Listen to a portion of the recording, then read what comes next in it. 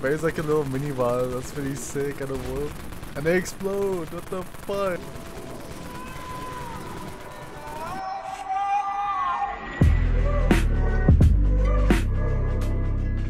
Hey, what's up everyone, it's Rix here and welcome back to another Dev Frontier video. In today's video I'll be going over one of the biggest updates this game has ever received. But before we do dive into this major update, just a quick heads up. I dropped some timestamps down below, so feel free to skip around if you're looking for something specific. And also I do apologize if I do leave anything out this video in regards to this update. It is quite a bit of content to cover and there is honestly been constant changes with this game ever since this update has come out. So if I do forget anything, I'll be sure to leave anything in the comments or just pretty much something in the description. Just kind of like that goes a little bit more in depth about this update, but I'll be going over the major key factors. There's major things that are just honestly important to me in my opinion. But yeah, let's go ahead and begin.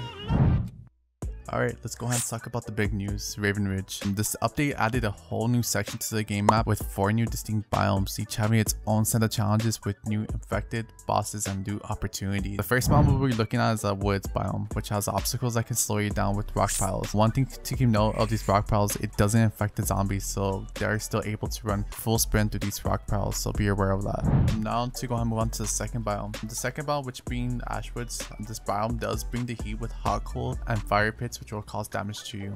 I know fire previously before as well wouldn't do anything to you, but in this new area, if you do stand directly on it, it will cause some type of damage to you, so just be careful of that.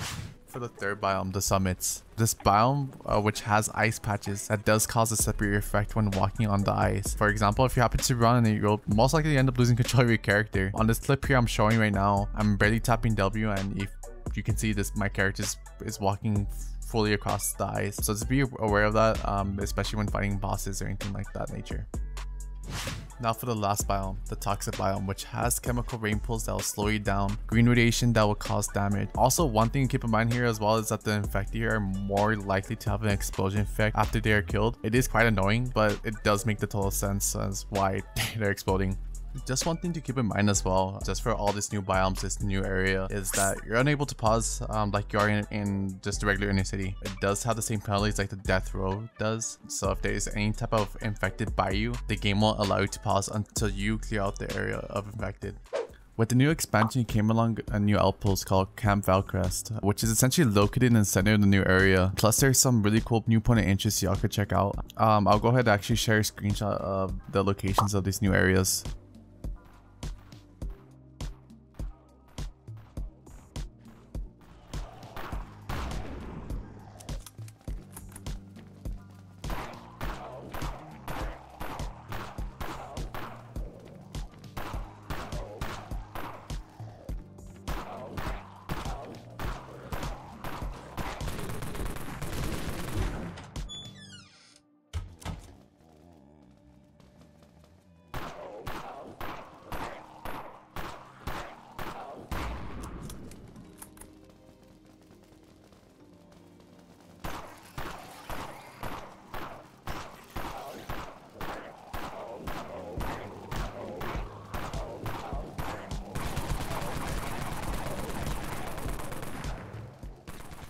Now to talk about the new game mechanics that was added. These new features now adds real-time day and night cycles. The time of day now affects how the infected spawns, and the weathered mechanics change add a whole new layer to how you and the infected interact. When you're able to pause the game, you can actually go ahead and hover your mouse over the top right corner of the minimap, and the game will tell you the effects the weather is having on you and infected. I'm not going too much in detail into this since there's different combinations of weather effects that can change your gameplay experience.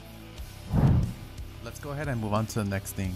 The level cap has been bumped from 325 to 415. The new level increase required to unlock permanent X Dust Shop will be moved from level 325 to 415. Players who have already unlocked the X Dust Shop before the level increase will keep their permanent access to the shop.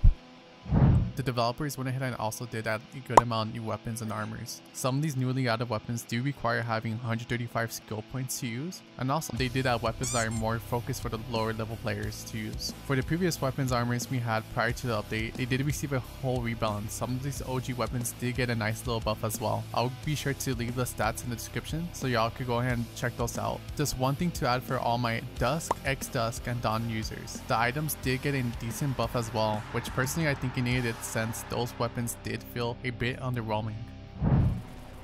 Two new stats were added, Stealth and Dexterity. Let's go ahead and talk about Stealth first. This new stat decreases enemy sight and detection range when maxed out, so this new stat is great for looters. Dexterity on the other hand boosts weapons attack speed, character rotation speed, weapon readying speed, and barricading speed. Just to say right now, having Dexterity is kinda insane. With these new stats being added, the devs are also throwing in a free stat reset due to these major changes. Head over to the credit shop for that one-time free change. This update finally added backpacks, which allows us to carry more loot or ammo. Unfortunately, Ultra Boost now costs a hefty 400 million. Previously, it was 250 million, so I'm sorry to whoever didn't buy it before the price increase. A new implant was added to the credit shop. God crafting items is now cheaper. And the servers were finally upgraded as well. While that took a bit of time to show off this update, it's awesome to see Frontier still be receiving updates and still having a solid community behind this game after 15 years. Big thanks to the devs, Clayton, Admin, Hot Rod, and everyone else who was a part of this development. Thank you guys for keeping this game alive. From when I first played this game as a kid to adult, the nostalgia is real. I really appreciate it, and thanks for watching if you watched it from start to end. I'll be leaving my Frontier profiler in the description if y'all want to check out my account. Thanks for watching, I'll see y'all later.